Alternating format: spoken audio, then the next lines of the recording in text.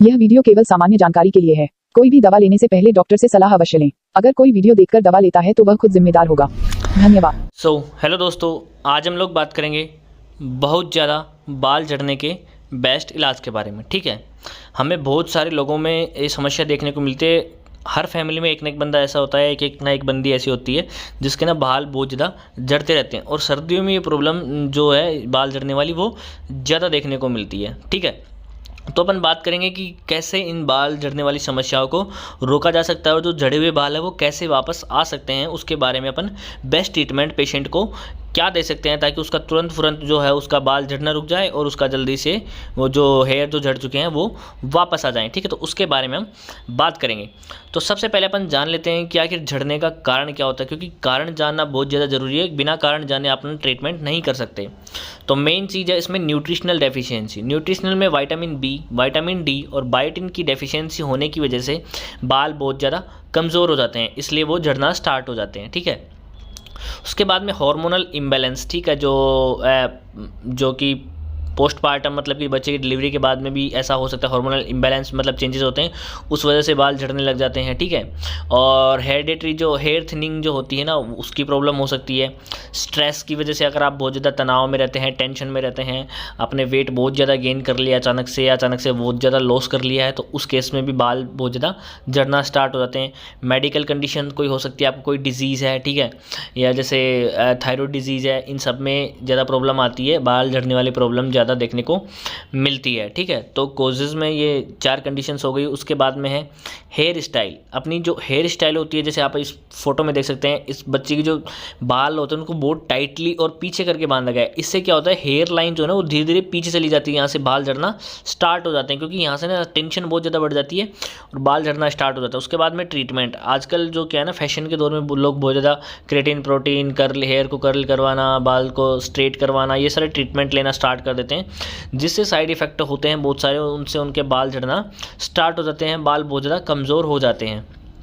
ठीक है, तो ये सारे कोजेज़ अपने को देखने को मिलते हैं। लेकिन अब इनको कैसे ट्रीट करना है, क्या ट्रीटमेंट पेशेंट को देना है कि ताकि जल्द से जल्द उसको आराम मिले और हेयर रिग्रोथ होना स्टार्ट हो जाए। ठीक है, तो सबसे पहले यहाँ पे अपने को जो बात करनी है कि जो बेस्ट ट्रीटमेंट की अपन क्या बेस्ट ट्रीटमेंट उसको दे सकते हैं। तो सबसे पहले है फर्स्ट एग्जामाइन द स्काल्प। ठीक है, जो उसको स्काल्प है उसको आप बालों को रिमूव मतलब कि बालों को साइड करके और अच्छे से आप उसको एक बार एग्जामाइन करेंगे कि आखिर प्रॉब्लम क्या है, कि उसको डैंड्रफ तो नहीं है। ठीक है, आप रूल आउट करेंगे कि कहीं उसको सेबोरिक डर्मेटाइटिस तो नहीं है। ठीक है, जो ऑयली जो ऐसे मिट्टी जमा हो वहाँ पे, ठीक है, पपड़ी सी बन जाती है, कई बार इतना भयंकर डैंड्रफ हो जाता है। ठीक है, अगर इन दोनों में से कुछ भी है तो पहले उसका ट्रीटमेंट करना ज़्यादा ज़रूरी है। डैंड्रफ का ट्रीटमेंट मैंने बता रखा है, सेबोरिक डर्मेटाइटिस का ट्रीटमेंट भी बता रखा है, तो आप वो देख सकते हैं। तो दोनों चीज़ों से पहले, बाकी ट्रीटमेंट देने से पहले आपको इन दोनों चीज़ों को ट्रीट करना बहुत ज़्यादा ज़रूरी है, क्योंकि इन दोनों की वजह से बहुत ज़्यादा बाल झड़ते हैं। अगर डैंड्रफ या सेबोरिक डर्मेटाइटिस की प्रॉब्लम है तो वो इसको जैसे आप रोकेंगे बाल झड़ना बंद हो जाएंगे। अगर उनको डैंड्रफ भी नहीं है, डर्मेटाइटिस भी नहीं है, ठीक है, फिर भी अगर प्रॉब्लम आ रही है बाल झड़ने की, तब उसको क्या ट्रीटमेंट देना है। तो ट्रीटमेंट के अंदर सबसे पहले आता है बेटनोवेट लोशन। ठीक है, यहाँ पे आप देख सकते हो बेटनोवेट स्काल्प एप्लीकेटर, जो ये लोशन एप्लीकेशन जो है, ठीक है, इसको अपन यूज़ करते हैं जब बाल झड़ने लग जाते हैं ना बहुत ज़्यादा, तब, क्योंकि ये एक स्टेरॉइड है और ये बालों को कमज़ोर होने से रोकता है। ठीक है, और बालों को झड़ने से बहुत ज़्यादा इफेक्ट इसका देखने को मिलता है। ठीक है, तो बेटामिथासोन जो वेलरेट इसके अंदर होता है। ठीक है, अब इसको आपको एप्लीकेशन कैसे करना है, एक बार आपको सुबह अप्लाई करना है नहाने धोने के बाद में, एक बार रात को सोने से पहले आप इसको अप्लाई करके सो सकते हैं। तो ये क्या करेगा, जो भी डैंड्रफ वगैरह है, डर्मेटाइटिस जैसी प्रॉब्लम है, इचिंग वगैरह की अगर आपको होती है तो ये बिल्कुल उसको ठीक कर देगा और आपके बाल झड़ना बिल्कुल बंद हो जाएंगे। ठीक है, तो बेटनोवेट लोशन जो होता है इसको सबसे ज़्यादा यूज़ किया जाता है और सबसे ज़्यादा इफेक्ट इसका देखने को मिलता है। उसके बाद में जो मेनली जो चीज़ है बाल झड़ने को रोकने के लिए, ठीक है, प्रिवेंट हेयर फॉल, या फिर बालों को उगाने के लिए, जो झड़ चुके हैं उनको उगाने के लिए महाभृंगराज जो ऑयल होता है इसका बहुत ज़्यादा यूज़ किया जाता है। ठीक है, अब इसमें एलोपेशिया हो, आपके हेयर पे पैचेस बने हो, ठीक है, जो कि एलोपेशिया एरिएटा जो होता है ये, जिसमें आप, मैंने यहाँ पे बैद्यनाथ का लिया है, आप कोई सा भी मतलब कि अच्छा ब्रांड का जो ले सकते हैं। ठीक है, तो आप किसी भी ब्रांड का ले सकते हैं, मैंने यहाँ पे आपको वैसे बता दिया है, किसी चीज़ का प्रमोशन नहीं है। तो महाभृंगराज ऑयल को आपको एक बार सुबह लगाना है और एक बार शाम को लगाना है। बेटनोवेट एंड लोशन के मतलब कि आप इसको घंटे 2 घंटे का गैप दे करके आप इसमें लगा सकते हैं। तो 2 बार दिन में लगाएंगे तो आपकी हेयर फॉल को है ना, ये जो बालों की जड़ों को मजबूत कर देता है, उनको नरिश कर देता है, मतलब कि उनको जो पोषण जो होता है ना वो प्रोवाइड करता है और उनकी जड़ों को मजबूत करता है ताकि बाल झड़ना बिल्कुल बंद हो जाते हैं। तो सुबह शाम आपको महाभृंगराज ऑयल को अप्लाई करना है स्काल्प में, और आप उससे हल्की हल्की मसाज भी कर सकते हैं ताकि वो अच्छे तरीके से जड़ों तक जो है ऑयल है वो चला जाए और बाल झड़ना बिल्कुल बंद हो जाए। और उसके बाद में थर्ड नंबर पे आता है एवियन कैप्सूल। यहाँ पे लोकली मैंने इसलिए लिखा है क्योंकि जो भी ऑयल वगैरह आप यूज़ करते हैं या फिर जो महाभृंगराज ऑयल है उसके अंदर भी आपको क्या करना है, 400 mg की एक कैप्सूल लेना है, उसको आपको किसी भी पिन से पंक्चर कर लेना है और उसके अंदर जो लिक्विड मटेरियल होता है, ठीक है, उसको आपको हथेली पे निकाल लेना है, हाथ पे निकाल के उसके अंदर ऑयल को अच्छे से मिक्स करके और फिर आप बालों में लगा करके उससे मसाज कर सकते हैं। जो एवियन की जो विटामिन ई जो है ना, इसकी कमी की वजह से भी बाल बहुत ज़्यादा झड़ते हैं, तो विटामिन ई उनको एक तो शूदिंग प्रोवाइड करेगी, स्मूथनेस उसके अंदर आ जाएगी, और जो बाल होते हैं ना उनको नरिशमेंट मिलेगी, विटामिन ई की जो कमी है वो कंप्लीट हो जाएगी। तो ऑयल के साथ आप इसको मिक्स करके और लोकली आपको अप्लाई करना है एवियन कैप्सूल को। रोज़ाना की एक कैप्सूल आपको अप्लाई करनी होती है, ठीक है। नहाने के बाद में सुबह सुबह आप इसको अप्लाई कर सकते हैं। उसके बाद में फोर्थ नंबर पे मैंने फिर से एवियन कैप्सूल 400 mg की जो होती है वो ओडी, मतलब आप अब यहाँ पे तो मैंने बताया था कि उसको ऑयल में मिक्स करके बालों में लोकली लगाना है, लेकिन यहाँ पे एवियन 400 की जो कैप्सूल होती है उसको रोजाना आपको खानी भी है, ओरली भी आपको लेनी है, ताकि जो आपकी जो बॉडी के अंदर ब्लड के अंदर जो विटामिन ई की कमी है वो कंप्लीट हो सके।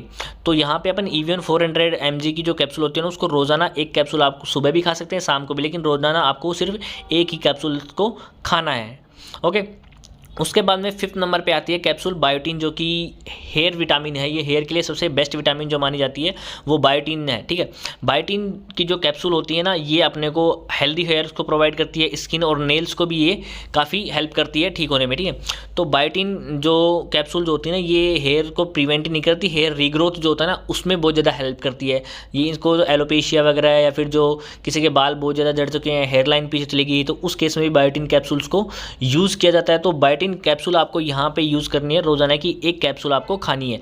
अब एवियन 400 अगर आप सुबह खा रहे हो तो बायोटीन शाम को खा सकते हो, अगर बायोटीन आप सुबह खा रहे हो तो एवियन 100 आप शाम को खा सकते हो। ऐसे करके एक टाइम एक कैप्सूल आप इसको ले सकते हो ताकि जो बायोटीन की कमी है वो कंप्लीट हो जाए। रोजाना की आपको एक ही कैप्सूल लेनी है, एक से ज़्यादा आपको नहीं लेनी है, ठीक है। और ये जो ट्रीटमेंट है ना कम से कम आपका 1 से 2 महीने तक चलेगा, तब जाके आपको कंप्लीट रिलीफ मिलेगा और आपकी हेयर्स जो झड़ चुके हैं ना उनकी रीग्रोथ होना स्टार्ट होगी, ठीक है। तो इस तरीके से आप जो बहुत ज़्यादा बाल जो झड़ते हैं ना, सर्दियों में प्रॉब्लम बहुत ज़्यादा देखने को मिलती है, कहीं पे हार्ड वाटर होता है, फ्लोराइड पानी में बहुत ज़्यादा है, तो उस केस में ऐसा देखने को मिलता है, ठीक है। तो आप इस ट्रीटमेंट को आप अच्छे से यूज़ करेंगे तो आपके बाल झड़ना बिल्कुल बंद हो जाएंगे और जो झड़ चुके हैं वो भी वापस आना स्टार्ट हो जाते हैं, ठीक है।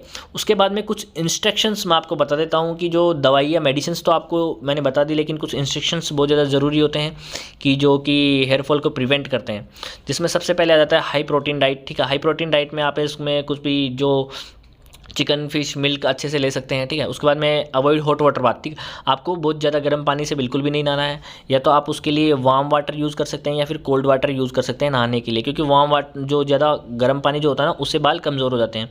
कॉम्ब ड्राई हेयर, ठीक है। जब बाल आपके सूख जाए ना तभी आप उनको मतलब कंघी कीजिए, जो गीले बाल होते हैं ना वो काफ़ी कमज़ोर रहते हैं तो वो टूटने के चांसेस ज़्यादा होते हैं, झड़ने के चांसेस ज़्यादा होते हैं उसमें। नेचुरल ड्राई हेयर, ठीक है। आपको किसी भी ड्रायर का यूज़ नहीं करना है, हेयर ड्रायर का, हॉट एयर ड्रायर यूज़ करते हैं बालों को सुखाने के लिए, ऐसा नहीं करना है। नेचुरली आपको बालों को ड्राई होने देना है, उसके बाद में आप उसमें ऑयल अप्लाई करके और कॉम्ब उसको कर सकते हैं। कवर हेयर इंसान, आप अगर बाहर निकलते तो हो सके तो आप उनको हेयर्स को कवर कर सकते हैं। जब भी आप कभी राइडिंग करते हैं, जैसे बाइक चलाते हैं, ट्रैवल करते हैं बसेस वगैरह में, तब भी आप हेयर्स को कवर करके रखेंगे तो ज़्यादा बेस्ट रहता है, बाल झड़ने की समस्याएं कम रहती हैं।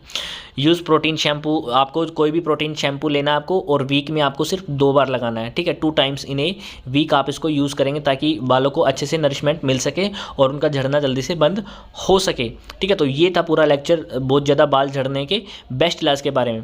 तो आशा करता हूँ कि आपको अच्छे से समझ में आया होगा। अगर फिर भी कोई क्वेरी है तो आप हमें कमेंट में पूछ सकते हैं। अगर आपको कोई क्वेश्चन है तो मैंने लिंक डाल रखी है डिस्क्रिप्शन में, आप टेलीग्राम पे ज्वाइन होकर के वहाँ से भी हमारे एक्सपर्टीज डॉक्टर्स जो होते हैं उनसे कोई भी सलाह मशवरा कर सकते हैं। अगर आपको वीडियो अच्छी लगी तो कृपया लाइक शेयर सब्सक्राइब करें। थैंक यू, धन्यवाद, जय हिंद, जय भारत।